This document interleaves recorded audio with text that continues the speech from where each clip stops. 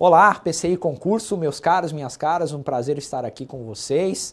Como estão? Espero que estejam bem, dando continuidade ao nosso curso de Direito Material e Direito Processual do Trabalho. Estamos falando sobre a reforma processual trabalhista na parte processual, esse módulo que é um módulo um pouco extenso. Eu estou seguindo a cronologia do código, eu utilizei desta metodologia em vez de dividir por temática, por assuntos temáticos. Entendo que desta forma fica mais claro do ponto de vista didático, metodológico. Na aula passada nós falamos sobre uma série de mudanças em institutos diferentes, terminamos falando do ônus da prova, do novo artigo 818 da CLT. E hoje nós vamos começar essa aula falando sobre pedido, petição inicial e pedido. Artigo 840, parágrafos 1º, 2º e 3º. Houve modificações e acréscimos, ok, pessoal? Poucos acréscimos, mas houve essa mudança. Então, nós tínhamos o artigo 840 e parágrafo 1º e 2º na redação anterior. Agora nós temos parágrafo 1º, 2º e 3º.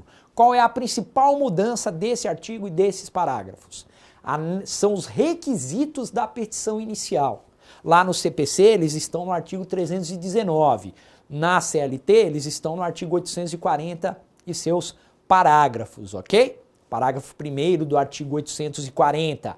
Era assim antes, continua sendo assim agora, mas com ajustes de redação, ok? Ajustes de redação. Então, esses requisitos, quais sejam?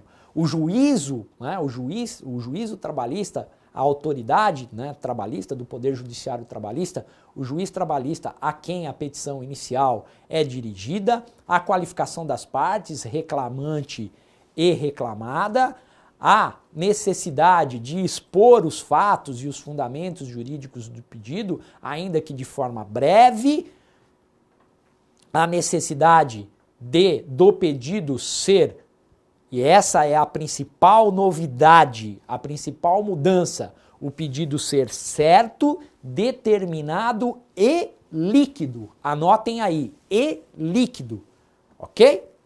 A necessidade de assinatura dos advogados ou das partes, quando as partes estiverem desacompanhadas de advogado, o ius postulandi, que continua a existir no processo do trabalho.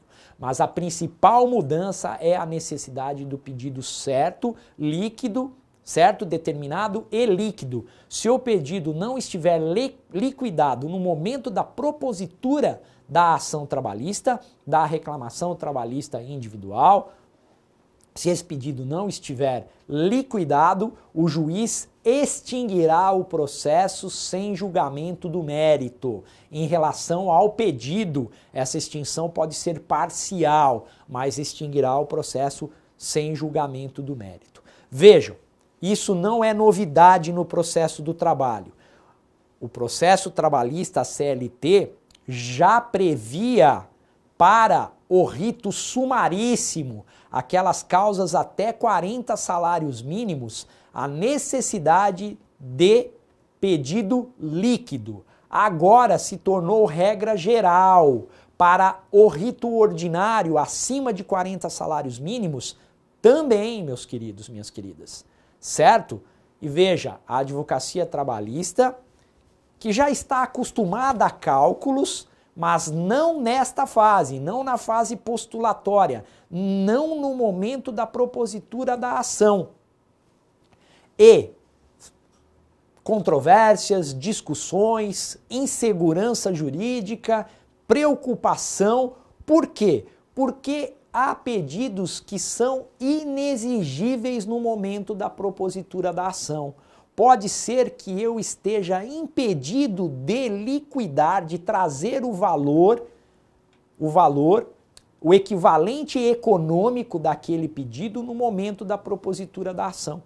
Sem falar nos problemas relacionados a questões como pedido condenatório ao pagamento de adicionais de insalubridade e de periculosidade. No caso da insalubridade, 10, 20 ou 40% do salário mínimo. Enquadramento na NR número 15 do Ministério do Trabalho, norma regulamentadora número 15 e seus anexos. Só a perícia terá a condição de dizer se o risco é mínimo, médio ou grave. Risco leve, risco médio ou risco grave. 10, 20 ou 40%.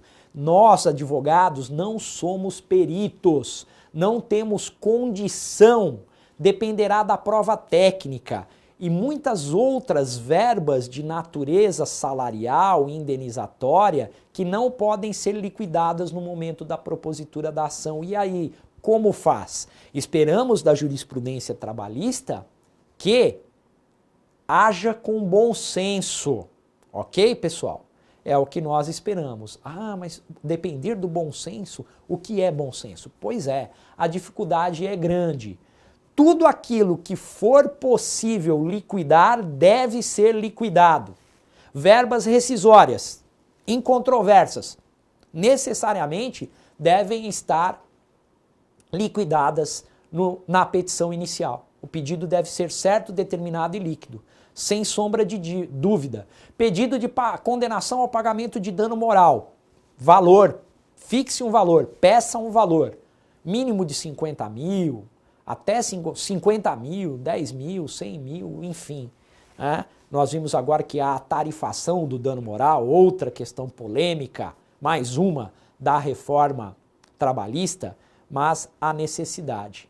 Tem coisas, juros, correção monetária, eu só calculo ao final. Multa do artigo 467, do artigo 477 da CLT, eu não sei se haverá condenação ou não na multa. Portanto, eu peço a multa, mas existe, lógico, a multa é a multa de um salário. Coloca lá, um salário. Mas veja, qual o problema? O problema não é nem estabelecer um valor, estabelecer o valor líquido. O problema são as implicações na condenação ao pagamento de honorários advocatícios sucumbenciais. Você faz um pedido de 50 horas extras e prova 10. Será sucumbente? A sucumbência se dá dentro de cada pedido, lembrando a característica especial da petição inicial trabalhista, em que os pedidos são cumulativos, acumulação objetiva de pedidos. E aí, como eu faço? São questões que estão em aberto. Existe um risco jurídico, medo, receio, e muitos pedidos deixarão de ser deduzidos por conta desse receio, por conta do medo. E não pode ser assim. Não é esse o propósito. É evitar abusos e não impor medo, ok? Ao reclamante, aquele que postula, aquele que busca a justiça. Então, fiquem atentos a essa mudança. O pedido tem que ser certo, determinado e líquido. Artigo 840, parágrafo 1º, novo parágrafo 1º da CLT, ok? Aqui a gente traz um pouquinho, de forma resumida, todas as questões envolvidas. Veja, não é exatidão que se exige. Se exige mera indicação, mas mesmo assim as consequências são muito importantes. Vão definir o rito. Esse valor, a soma dos valores, vai trazer o valor da causa, que é requisito da petição inicial trabalhista, embora não esteja listado. Agora está, pessoal, no parágrafo 1º do artigo 840, porque a partir do momento que diz que o pedido tem que ser líquido, obviamente essa petição inicial tem que ter um valor da causa. Já era assim, agora isso se reforça. Base de cálculo, em caso de derrota da parte autora, para efeito de custas, para efeito de honorários, certo? Não se liquida as obrigações pecuniárias inexigíveis no momento da propositura da ação. E isso tem que ser demonstrado na petição inicial. Pedidos de correção monetária e juros não exigem atribuição de valores na inicial, são pedidos implícitos. No caso de pedido subsidiário, o valor será o do pedido principal. Aplicação da súmula 263. É possível? Aqui eu coloco até como interrogação. O que é a súmula 263? Vamos relembrar as nossas aulas, pessoal. Possibilidade de emenda da petição inicial no processo do trabalho. O juiz, se deparando com um pedido ilíquido, poderá abrir prazo de 15 dias ou até a audiência para que o autor reclamante emende a petição inicial? Questão de interpretação, porque os parágrafos do artigo 840 vão trazer que o juiz extinguirá, ou seja, deverá extinguir sem julgamento do mérito. Mas mesmo no rito sumaríssimo, alguns juízes e juízas permitiam a emenda da petição inicial. É uma questão de interpretação literal ou não da norma. O que a reforma quer? Quer que não se permita a emenda. Não permitir a emenda, vedada a emenda. Mas vai ser uma questão de interpretação, acesso à justiça e a possibilidade de extinção parcial. Ok? Ok. Continuemos. O 841 vai falar da desistência da ação. Então veja, aplicava-se o regime do processo civil. E qual é o regime do processo civil? Estabilização da lide. Uma vez entregue e recebida a contestação, a desistência da ação por parte do autor exige o consentimento do réu. Este dispositivo do CPC é trazido para a CLT, acréscimo do parágrafo 3º, artigo 841. Tudo tranquilo. A única questão aqui, pessoal, é o famoso PJE, Processo Judicial Eletrônico. O que dizem as normativas do PJE na Justiça do Trabalho? Que a contestação deve ser inserida no sistema até minutos antes da realização da audiência una, da primeira audiência ou da audiência inicial. Então, quando o juiz inicia a audiência trabalhista, a contestação já está no sistema. E aí a pergunta, se houver desistência, a parte, o réu, a reclamada, terá que consentir? A questão, a resposta, não. A contestação já está lá. Porém, não é isso que diz a CLT.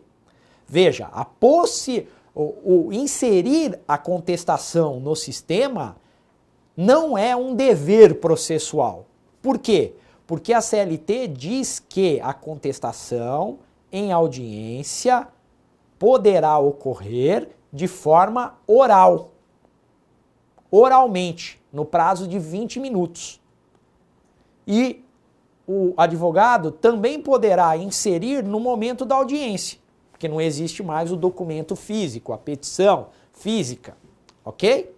Então veja, é para colaborar com o Poder Judiciário. Colaborar com o Poder Judiciário, mas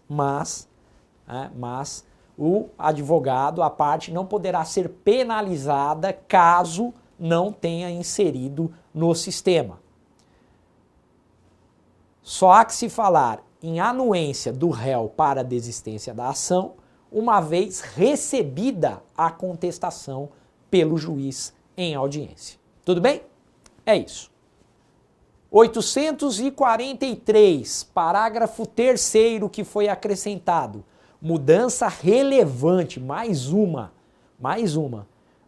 que derruba uma tradição de muitos e muitos anos na Justiça do Trabalho. Embora, bom, vamos lá. Figura do preposto. O que diz, né? O que diz a CLT? Que a reclamada estará representada, quem o representa a reclamada, no caso a pessoa jurídica, a empresa, é o representante legal constante dos estatutos do contrato social ou o preposto. E o que dizia o regime anterior sobre o preposto? Que o preposto, como regra, deveria ser empregado da reclamada. Conhecer os fatos e ser empregado da reclamada. Nós estudamos na nossa aula a súmula número 377 do TST. O que diz a súmula 377? Por enquanto não foi cancelada oficialmente, mas perdeu sua eficácia. Não faz mais sentido diante da alteração legal. Como regra, o preposto deve ser empregado da reclamada, pessoa jurídica, empregadora. Como regra, empregado. Exceção aos empregadores domésticos e às micro e pequenas empresas. Por sinal, as micro e pequenas empresas, o Estatuto da Microempresa diz expressamente que o preposto pode ser qualquer pessoa. No caso do empregador doméstico, pessoa física, pela característica não lucrativa do emprego doméstico, pelas características peculiares do emprego doméstico, também não havia o preposto, poderia ser um empregador doméstico representado por qualquer pessoa. Tudo isso acabou. A regra agora é: o preposto pode ser qualquer pessoa, para quaisquer casos, para qualquer hipótese. Já existiu no processo do trabalho a figura do preposto, que muitos, de forma até pejorativa, apelidaram de preposto profissional. Aquele preposto preparado para a mentira, preparado para a dissimulação. O reclamante e a reclamada podem mentir no processo do trabalho? Sempre que eu faço essa pergunta em aula presencial, as pessoas respondem que sim, não. A resposta é não. Não podem mentir. Se mentir, litigância de má-fé. Não pode. O problema é que a testemunha tem obrigação de dizer a verdade sob pena de configuração do crime de falso testemunho. Artigo 342 do Código Penal. E aí as pessoas são levadas a dizer que reclamante, o empregado e o preposto podem mentir, que não há nenhuma consequência para a mentira. Eles não depõem sob juramento. Mas veja, lá nos Estados Unidos é crime, né? Perjúrio. Aqui não é crime, mas isso não quer dizer que na esfera civil, na esfera trabalhista, não existam penalidades para a mentira, para a litigância de má-fé. E isso contribui para o estereótipo do processo trabalhista, que o processo trabalhista é um processo para mentirosos, de mentirosos. E não pode ser assim. Isso é uma questão cultural. Mentir se mente lá no processo civil também. E se mente muito, né, pessoal? Mente-se muito. Então, não pode mentir, ok? Não pode mentir, essa é a resposta. Agora, o preposto, ele pode ser qualquer pessoa. Mas vejam, as reclamadas não podem comemorar, bater palma. Por quê? Porque continua valendo o preceito, a necessidade de conhecimento dos fatos pelo preposto. Se não conhecer os fatos, se calar, se não souber, isso poderá, no momento da prolação da sentença, no momento da análise do conjunto probatório, poderá pesar em desfavor da reclamada. Tudo bem, pessoal? Então, súmula 377 foi para o espaço, certo? 844, pessoal, vai dizer que na hipótese de ausência do reclamante, ou seja, ausente o reclamante, extinção do processo sem julgamento do mérito, o que na doutrina e na jurisprudência trabalhista ficou consagrado como arquivamento da ação. Neste caso, as custas do 789 deverão ser recolhidas, ainda que esse reclamante for beneficiário da justiça gratuita, o que também é objeto da ação direta de inconstitucionalidade 5766. Salvo se comprovar, no prazo de 15 dias, que a ausência ocorreu por motivo legalmente justificável. E olha só, olha a dureza, hein, pessoal? Parágrafo 3º. O pagamento das custas a que se refere o parágrafo 2º é condição para a propositura de nova demanda. Olha a maldade, certo? Então, embora questione-se esse dispositivo do ponto de vista da sua constitucionalidade, talvez seja um dos dispositivos que mais, no que tange à justiça gratuita, que mais causem estranheza, mais causem espécie, até mesmo revolta por cerceamento do acesso à justiça, agora é desta forma. Quem paga custas, pessoal? 789, custas 2% sobre o valor da condenação, sobre o proveito econômico obtido ou sobre o valor da causa atualizado. As custas são recolhidas ao final do processo, após o trânsito em julgado do processo, da decisão proferida no processo de conhecimento, da decisão definitiva. Só que veja, o reclamante, o reclamante beneficiário da justiça gratuita não paga custas. Agora, esse dispositivo diz, não pagava, né? Não paga, não pagava, faz todo sentido. Porque a assistência jurídica é integral, não é só o serviço advocatício, são as custas, as despesas processuais, os emolumentos, essa isenção conferida pela legislação. Agora, ainda que beneficiário, ele vai ter que pagar custas. Olha que absurdo, né? Olha que absurdo, é o que mais salta aos olhos. E se ele não recolher, se ele não trouxer uma justificativa e deixar de recolher, ele não poderá propor novamente a ação trabalhista. Então o reclamante liga, vou faltar. Aí o advogado, tudo bem, a gente propõe novamente. Acabou, né, pessoal? Agora tem que estar lá, tem que tomar cuidado. Questionem os advogados de reclamante, se for o seu caso, a constitucionalidade do dispositivo. Mas até que haja um pronunciamento, não pode se correr risco. Então é importante estar atento para esse dispositivo, por mais absurdo que ele pareça, e ele é absurdo, certo? Então, há necessidade. As custas. Se as partes não forem... quem recolhe custas?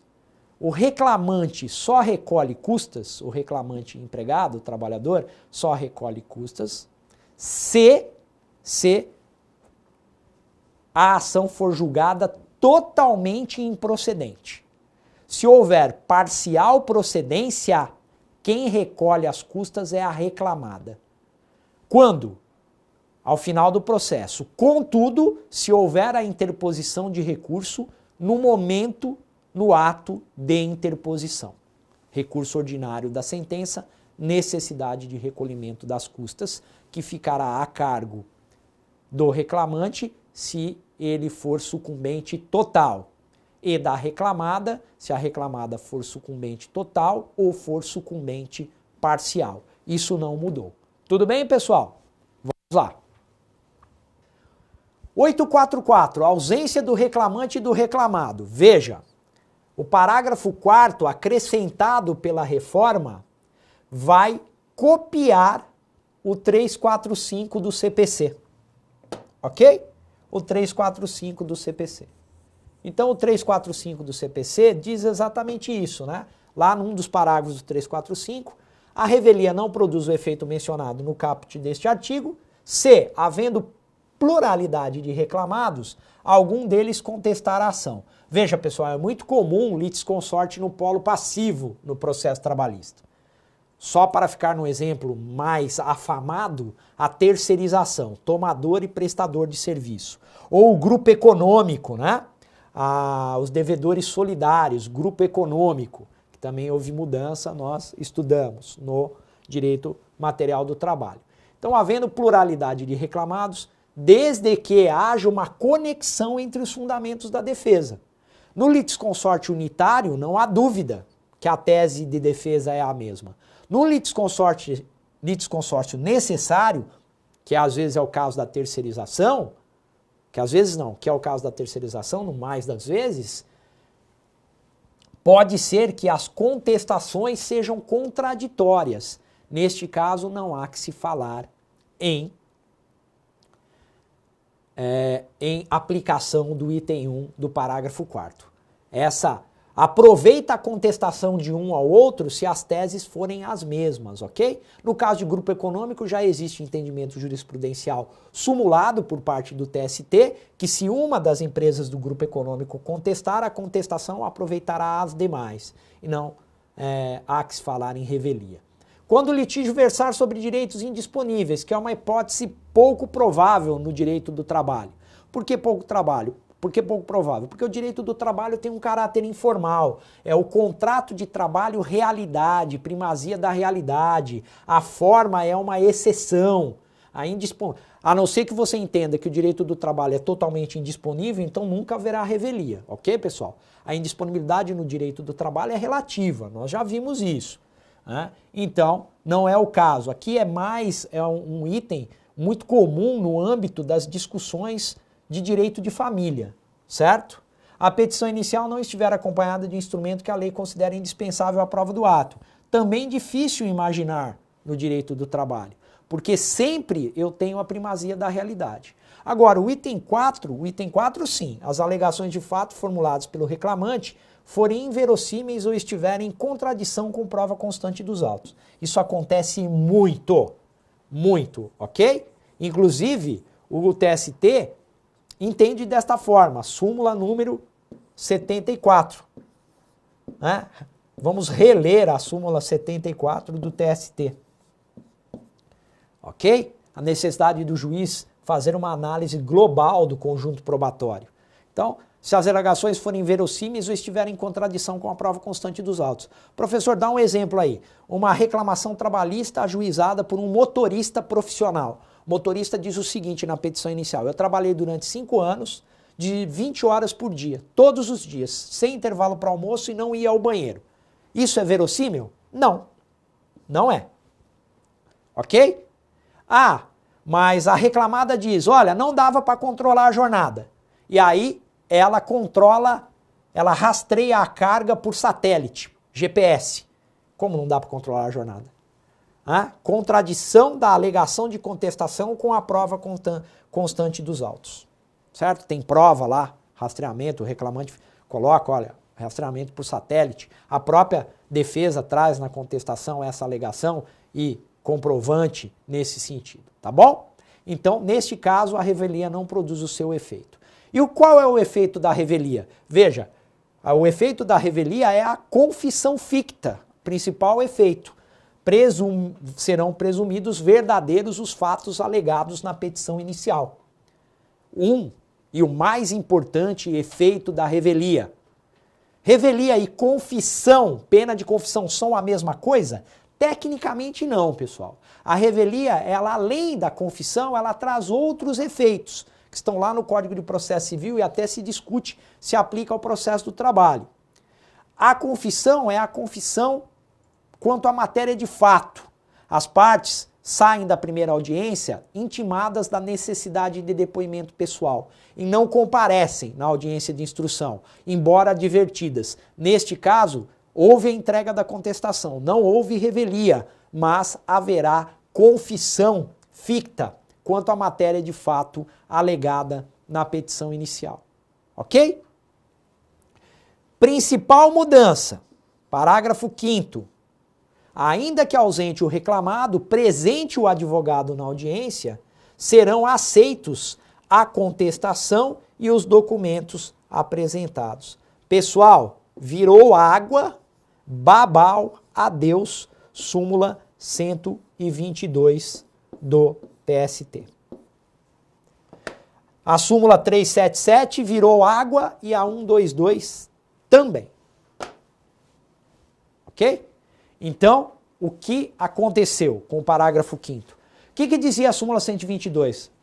Vamos assistir lá às nossas aulas de processo do trabalho. Eu disse o seguinte, que se o representante legal ou o preposto que não comparecessem na audiência, na primeira audiência, a aplicação da revelia, mesmo que o advogado estivesse presente com a contestação em mãos.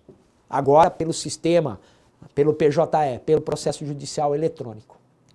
Era muito criticado esse entendimento jurisprudencial no processo do trabalho, ok? Agora acabou. Agora, se o advogado estiver presente e entregar a contestação, não tem revelia. Ah, professor, então agora faltou... Não, se o reclamante faltar, arquivamento. Não estamos falando do reclamante, estamos falando da reclamada. Veja, se a reclamada falta, Se a reclamada faltar e o juiz, a audiência for una e a parte contrária pleitear o depoimento pessoal da reclamada, haverá consequências.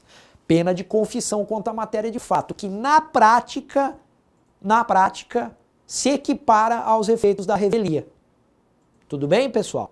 Só a revelia propriamente dita que será afastada, ok? Guardem isso, atentos, que vai chover no concurso. Vai chover isso daí, tá? Vai chover, súmula 122, babau, terra arrasada, não existe mais. Tudo bem? Vamos continuar na próxima aula, olhando ali para o quadro, vamos dar continuidade, estamos na reta final, acredito aí que mais 2 aulas nós terminemos a questão da reforma processual trabalhista. Conto com você, firme conosco, né? Muito obrigado pela sua audiência aqui no PCI Concursos. Até mais, pessoal, um grande abraço.